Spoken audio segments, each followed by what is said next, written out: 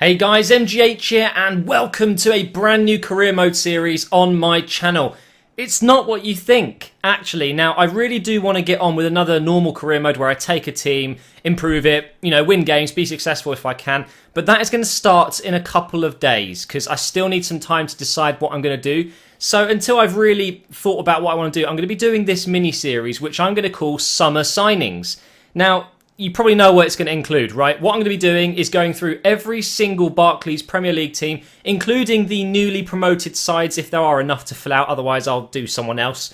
And I'm going to, kind of look into the world of football on FIFA and try and bring in players that I think would benefit that team. But not only in FIFA, I'm going to be talking about signings that could potentially be happening in real life. So we're going to combine real life signings and signings in FIFA that I think would really improve the side. And we're going to be going alphabetically, which means, fortunately for me, we start with Arsenal. So welcome to FIFA 14 Career Mode Summer Signings. At the start here, we have got Arsenal. Let's have a look at the squad. This is, in my opinion, the strongest squad Arsenal can put together right now in FIFA, combined with, real life football as well. We're not including injuries, by the way, so as you can see, Walcott is in this squad. So we have Chesney in goal, brilliant keeper. We've got Sanya, Mertesacker, Koscielny and Gibbs. Nothing wrong with that whatsoever. Wilshere, Ramsey as the CDMs. We've got Walcott on the right, Cazorla on the left, Ozil in the middle, and Giroud up front. On the bench for Marlon, Monreal, Flamini, Rosicky, Oxlade-Chamberlain, Podolski, and the best player that's ever graced this planet, Nicholas Bantner. On the bench, you can have a look at who we've got there. We do have some first-team players in the reserves because on FIFA, they're arguably not as good as others. We got Mikel Arteta, who isn't bad, don't get me wrong, but it was him or Flamini, and I much prefer Flamini. We have Diaby, who starts pretty much every game for Arsenal, but he is on the reserves. Schallstrom, who's only on loan, so it doesn't really count, does he? And we do actually have Sonoga, who's often on the bench. He is in the reserves. So that is, ideally, a very strong lineup, right? So this is what this series is about. What can we do to improve this squad and kind of combine it with real-life rumours and transfers? So what I've gone ahead and done is made a shortlist, and you guys will probably see some players that have been in the news a lot regarding transfers, not only to Arsenal, but to other teams as well. We have Fabian Schär there, we have Lars Bender, Mandzukic, and Griezmann. Now, these four players, I think, are ideal for Arsenal, both in FIFA and in real-life football, because they are all fantastic players. Some of them are less likely than others, but, Mandzukic, for example, Bayern are getting Lewandowski. He's probably going to be on his way, and he's been linked with Chelsea, Manchester United. I think he's even been linked with really big teams, Juventus, Barcelona, teams like that. But Arsenal is one of them, and I think he would suit the team perfectly. He kind of replaces Giroud. So part of this series will be trying to get them in this squad and seeing how much it costs. So of the average price for these guys here, Schär, they reported 8.5 million there. Lars Bender 20.5, Mandzukic 21, and Griezmann 34, which is an insane amount of money. So let's see what we can do. Sometimes it won't be successful. I won't be able to bring in all the players, especially as we go through other teams. But for Arsenal, we've got enough funds. We've got 40.8 million here. We've got lots of players that we don't necessarily need to keep hold of, and we'll see how we can get on here. So with Griezmann, because he's so expensive, you're probably looking at 25 million as a standalone bid. You're going to have to add on a player, so you need to look through the list. Now, for me, I need to think this through. There's players that I'm okay with losing, like Rosicky. Unfortunately, he is 32, so although he's incredible in real life and still a very good player, in FIFA, he's not cutting it. He's not, and he will decrease quickly. So for someone like Rosicky, I'm quite happy to offer him up. 5 million is a good value to help me in this purchase. And then I'm going to go ahead and offer 19 million.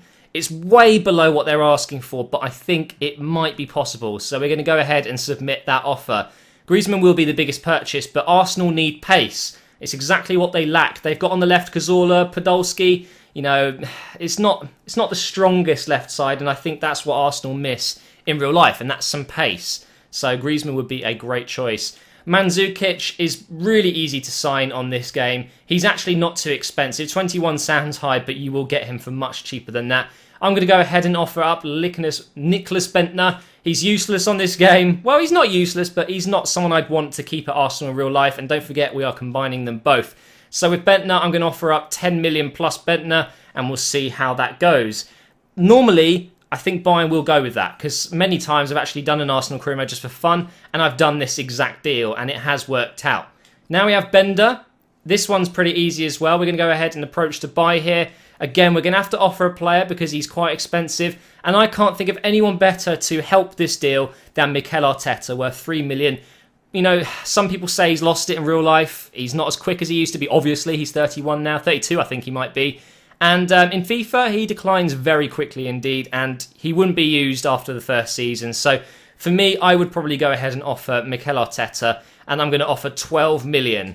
Let's see how that one goes. Now, I'm not saying I'm going to get all 4 of these players. They're just the players I would be going for, especially in the beginning of FIFA 15. It could be that these players could be very good signings then as well. Now, with Cher, because, you know, Arsenal don't have any reserve centre-backs. All they have is Mertesacker, Koscielny and Vermaelen. Now, they do have a couple out on loan. They have, I've forgotten his name because I'm recording. This always happens, but it's a Spanish centre-back who can also play as left-back, who you could bring back on loan. But for me, you've got to buy a centre-back. You absolutely have to. And I think Cher is a very, very good player. I'm going to go ahead and offer up 5 million. They've quoted 8.5. I think I can get him for less, probably 6.5. But going in with a low bid is not a bad thing. So let's see how these offers go. So the first club to respond is Bayern Munich with regarding Mario Mandzukic. They think that I should increase the sum to 14.3 million. So they are very happy to take Bentner. As you know, he is godly. I still think 14 is a little bit high. So I'm going to go in with a counter of 13 million and see what they say. They may be very stubborn and they won't accept it, and they'll come back with 14.3 again. If so, we'll have to blow the extra 1.3 million. Okay, so the other teams have come back. We've got the offer back for Cher, 6.5 million. I think it's a pretty good deal. But again, I'm not going to pay the full price because quite often, if you counter offer quite close, they will accept it. But we'll soon find out. They say that the transfer offer was unacceptable for Lars Bender. They are not interested in the player. So we're going to leave that one for now. We will come back to it. The Real Sociedad offer has gone through. Thomas Rosicky plus 19 million for Griezmann. Now, with contracts, guys, there is, I don't want to call it a glitch, but there is something in this game which I found out a couple of months after, actually. I wish I knew before when the game came out. And that is, when the player demands extra money, if you see in the bottom left, his contract at the moment, his current contract is 50,000 per week, and he's a crucial first-team player. But he's demanding 90,000. Don't do it. Offer him what his current contract is, and if you're a big club, he will accept it, as long as you give him the good squad role. That is a crucial first-team player. 4 years, exactly what he wants, but I'm going to leave the offer at his 50,000 that he's already got. He will accept it, hopefully. It doesn't normally backfire on me, but we'll soon find out. But it's just a top tip, guys. You do not have to meet their the player demands in regarding the money they want. You don't have to match it. Okay, so as expected, Bayern have come back and they do want the 14.3 million. They are being stubborn little bitches. I'm just going to go ahead and do it. I'm not going to mess around with another 300,000. It's not going to impact me too much. So I'm offering the 14.3. And we're still going to be leaving this offer for Bender because we don't know how much funds we're going to have after we've signed a couple of these players potentially. So anyway, anything else coming through? Griezmann, contract offer accepted. There you go. We are down to 21.8 million, but our wages have gone up because Rosicky was actually being paid more than 50,000. So there we go. That is our first signing, and that is Griezmann. He is straight into the team here. They have come back again with Fabian Schär saying they want the 6.5. I'm not going to dick around. Take the 6.5. He is a very good defender and more than worth it, and I think he would fit into the Arsenal team very well indeed. Let's see what happens next. We've had a transfer offer here for Theo Walcott. Now, obviously, part of FIFA is selling players as well, but Walcott gives Arsenal exactly what they need down that right side, and that is pace, crossing ability. So, in my opinion, there is absolutely no way you should sell Walcott, especially on FIFA, as he is one of the quickest in the game, and pace is important, and it will be in FIFA 15 as well, so not worth selling, in my opinion. And there we go, some good news. Mario Mandzukic offer has gone through. He wants his 110,000, which is exactly what his current contract is. We're going to offer him 3 years, and I'm going to match his important first-team player. Now, I want to mention this as well. A lot of times, people will just give new players crucial first-team player, but if you just match what they're already on, normally if you are a big club, they will just accept it. Now, what's the benefit of doing that? You're probably thinking, what's the point? You're going to play him every game, give him crucial. The thing is, he will complain if you don't play him every single match. Now, what this does, if you give him important first team player, it gives you that bit of leniency. You can drop him for a game or two and he won't complain because his contract is just important first team player, not crucial. So if you can avoid it, do. And there we go, transfer offer accepted, 6.5 for Share. He's on 20,000 a week, which is really cheap there. And I don't think I need to go above that at all because he is going to be joining a bigger club. Now, the problem with Share is he is a crucial first-team player, but because he is joining a bigger club, normally you can get away with slightly less. So I'm going to go with an important first-team player. I will play him. I think he's better than Vermaelen on this game. He'll probably go on the bench, you know, which is fine, and you can rotate him in your game. So I'm going to offer him 20,000, 4 years, but I am going to drop his squad roll down by 1 to important first-team player. Okay, so actually, some bad news. It's kind of backfired, the contract I've offered Mandzukic. He wanted the crucial, clearly, because he's on important at Bayern, and I offered him that, but he's actually declined it, saying he wants a bigger role. Fair enough, Bayern are a bigger club than Arsenal, a much bigger club. Maybe not massively bigger, but there's enough there for him to think, I want to join you as long as you play me every single match. That's fair enough. So what you do is you just give him the crucial first-team player. You got to think to yourself, is he better than my current striker? A million times better than Giroud in FIFA. He is. In real life, it's arguable. They're both very similar players. They seem kind of lazy sometimes, but Mandzukic is a better player in real life too. He just is. Is he worth it? I think so. That's more like it. There we go. We've got Share. Let's go ahead and accept that. We're down to 15.3 million, which means we've just got enough to sign Mandzukic there. So that is great news. We also have a transfer offer, and that is for Diaby. Now, Diaby he's a bit of an odd player because obviously he is very injury prone in real life. He rarely ever plays more than 10 games a season. Is he worth keeping hold of? Well, because we are playing FIFA at this moment, and in FIFA, arguably Diaby is one of the most underrated players. Honestly, guys, you've got to try him out. He is fantastic in FIFA. Now, although I know this series is kind of combining them both, there's no way I would let him go for 3 million. I think that he is definitely worth keeping hold of.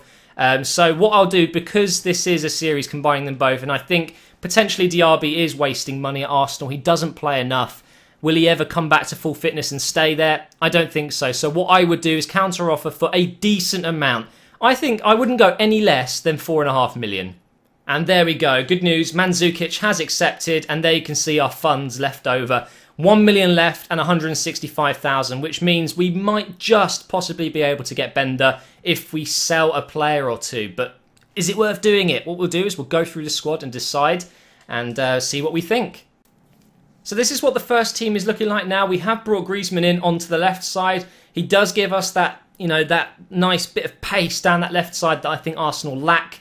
We do have Mandzukic up front, the lone striker in front of Ozil, and he will win you so many aerial challenges. He will score headers. He's strong. He's actually kind of quick, and he's a good finisher in this game. He will get you 20, 30 goals per season on FIFA, and maybe 20 goals a game.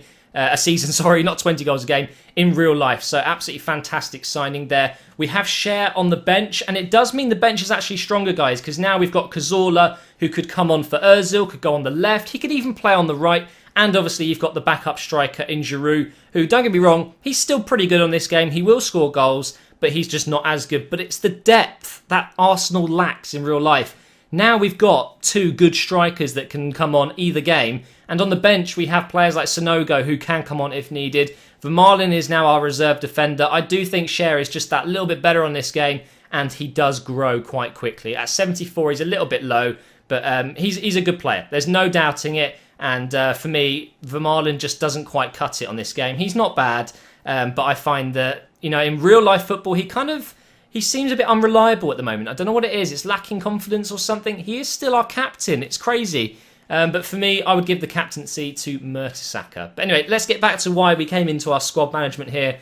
Do we need to sell players to raise enough funds to bring in another defensive midfielder in Bender? I think, really, we don't. We've got Flamini here, who still has 2 seasons in him in FIFA. We have Mikel Arteta, Schallstrom. We also have Diaby, who might be sold in a minute. We don't know. I think we've got enough to really, warrant not needing someone else. When we brought Ozil in at the start of the season, although it's a great signing, I thought to myself, we don't really need anyone in midfield. We needed a striker, right?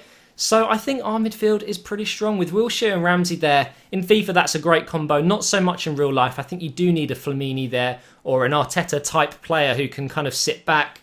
And we have Flamini who can do that. We've even got Chamberlain, who in the new update can play as a centre mid there. His tackling isn't great, but his work ethic and his pace and all of that stuff, he is actually a very viable option in midfield. So for me, I don't think you actually need to bring in Bender, but it's definitely something I would look into in January or maybe at the end of your first season in the game. But there we go, guys. That is, I think, the summer signings that Arsenal should make in real life potentially, but more so what you should do at the start of FIFA 15 when the game drops, what kind of signings you should make. And we've still got a decent amount of money left. As you can see, we still had that million left over. We started off with 40.8. We spent 39.8, leaving us a million there. But the weekly wages, we started at 1825 and the change has been minus 55. So it's not too bad at all and I'm pretty happy with that. And the squad we've got is extremely strong. The other thing I should mention is Sanya could possibly be on his way out of Arsenal, which is devastating. I can't believe it. So in terms of bringing in new players for Sanya, you could look at Aurier. You could look at some other French players that I think, could replace Sanya very well in terms of matching his stats. But I'm not going to do it because I don't want to tempt fate. I don't want Sanya to go, but obviously that is something you would have to look into. Jenkinson isn't quite good enough to play in the first team, I don't think, yet in real life or in this game. But there you go, guys. I really hope you enjoy the potential of this series. And I'll be up soon with Aston Villa. Should be an interesting one.